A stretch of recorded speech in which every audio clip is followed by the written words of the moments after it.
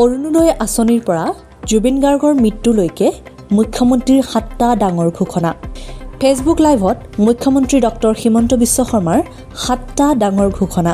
আপুনি চালেনে মুখ্যমন্ত্ৰীৰ Facebook live? আজি বিত্তমন্ত্ৰী নিৰ্মলা সীতাৰমণে মুকলি কৰিব ব্ৰহ্মপুত্ৰ ৰিভাৰ ফ্ৰণ্ট প্ৰকল্প। মুখ্যমন্ত্ৰী হিমন্ত বিশ্ব শৰ্মাৰ ফেচবুক লাইভ। ফেচবুক লাইভত কেইবাটাও গুৰুত্বপূৰ্ণ মন্তব্য কৰিলে মুখ্যমন্ত্ৰীয়ে। 8 নৱেম্বৰত গহপুৰত আধাৰশিলা হ'ব কনকলতা বিশ্ববিদ্যালয়ৰ। বিত্তমন্ত্ৰী নিৰ্মলা সীতাৰমণে আধাৰশিলা কৰিব বিশ্ববিদ্যালয়ৰ। 9 নৱেম্বৰত লাচিত ঘাটত হ'ব বায়ুসেনাৰ এয়াৰ শ্ব'। প্ৰতিৰক্ষা মন্ত্ৰী ৰাজনাথ সিঙো উপস্থিত থাকিব এয়াৰ শ্ব'ত।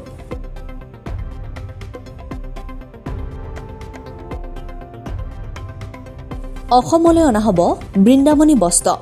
15 নৱেম্বৰত লণ্ডনলৈ যাব মুখ্যমন্ত্ৰী ডক্টৰ হিমন্ত বিশ্ব শৰ্মা। অসমলৈ বৃন্দাবনী বস্ত্ৰ অনা হ'ব বুলিও জনায় মুখ্যমন্ত্ৰীয়ে। বৃন্দাবনী বস্ত্ৰ 6 মাহৰ বাবে অনা হ'ব অসমলৈ। 17 নৱেম্বৰত এই সন্দৰ্ভত লণ্ডনত হ'ব আলোচনা।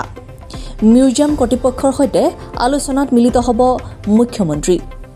ফেচবুক লাইভৰ জৰিয়তে মুখ্যমন্ত্ৰীয়ে জানিবলৈ দিলে 10 ডিচেম্বৰত উদ্বোধন হ'ব বৰা গাঁৱৰ শ্বহীদ স্মাৰক। শ্বহীদলৈ শ্ৰদ্ধা জনাই 9 ডিচেম্বৰত ঘৰে ঘৰে চাকি জ্বলোৱাৰ আহ্বান মুখ্যমন্ত্ৰীৰ। স্নাতক উত্তীৰ্ণ শিক্ষাৰ্থীসকললৈ সুখবৰ। স্নাতক উত্তীৰ্ণ শিক্ষাৰ্থীলৈ চৰকাৰৰ ধন।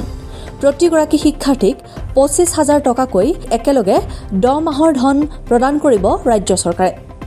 মুখ্যমন্ত্ৰীৰ প্ৰেৰণা আঁচনি ৱেবছাইটযোগে ছাত্ৰ ছাত্ৰীসকলক আবেদন জনাবলৈ আহ্বান মুখ্যমন্ত্ৰীৰ।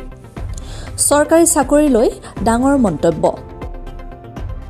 অসম আৰক্ষীত 4,000 পদৰ চাকৰি বিজ্ঞাপন ওলাব। 6 ডিচেম্বৰত প্ৰাথমিক শিক্ষকৰ নিযুক্তি পৰীক্ষাৰ ফলাফল।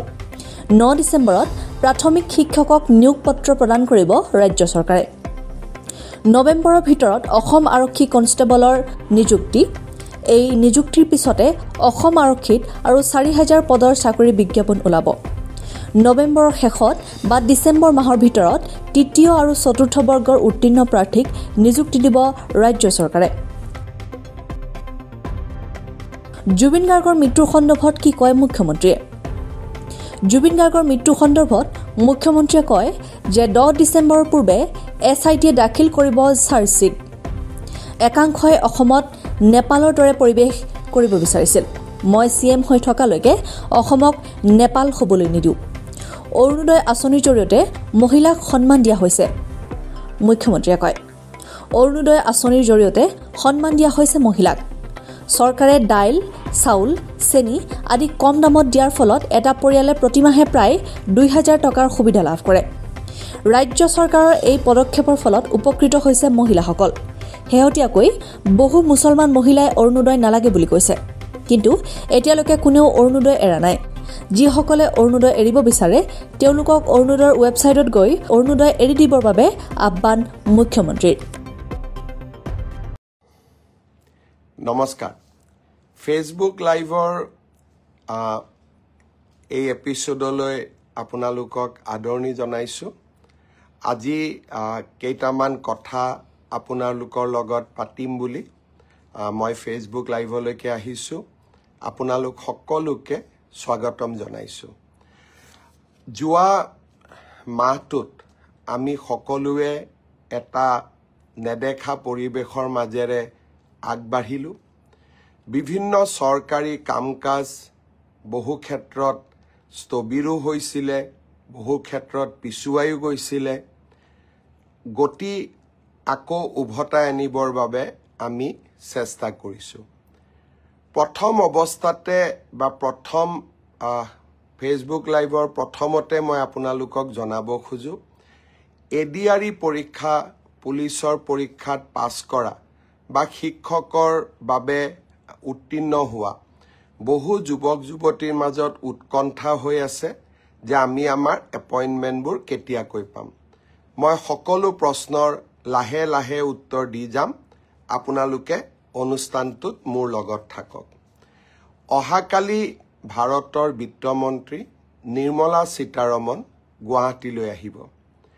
কেইদিনমান আপোনালোকে আগতে গম পাইছিল যে কৰ্ণাটকৰ এগৰাকী মন্ত্ৰী যাৰ দেউতাক নিখিল ভাৰত কংগ্ৰেছ কমিটিৰ সভাপতি প্ৰিয়ংক খাৰ্গে অসমৰ ওপৰত এটা অদ্ভুত মন্তব্য দিছিলে যে অসমত স্কিল আৰু টেলেণ্টেড মেন পাৱাৰ নাই আৰু সেই কাৰণে অসমত সেমি কণ্ডাক্টৰ উদ্যোগ প্ৰতিষ্ঠা হ'ব নালাগিছিল।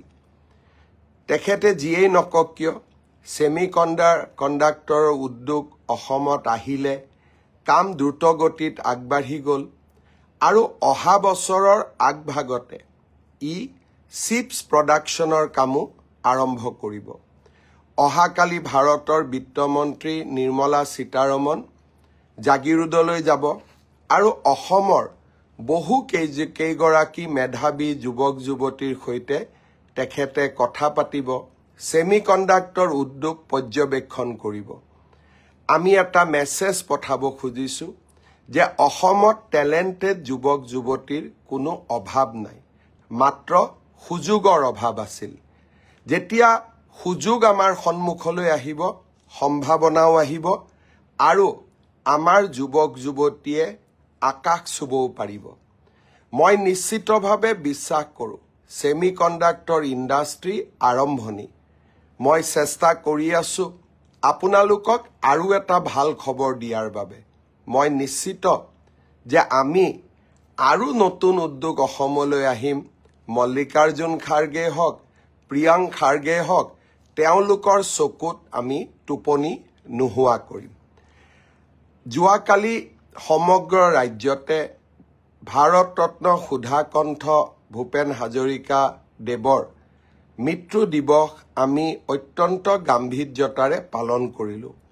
আমি সকলোৱে জানো যে এইবাৰ কৃতজ্ঞ অসমীয়া জাতিয়ে ডক্টৰ ভূপেন হাজৰিকাৰ জন্ম শতবাৰ্ষিকী পালন কৰিছে। স্বাভাৱিকতে এই জন্ম শতবাৰ্ষিকী বছৰটোত অহা তেখেতৰ তিৰোভাৱ বা মৃত্যু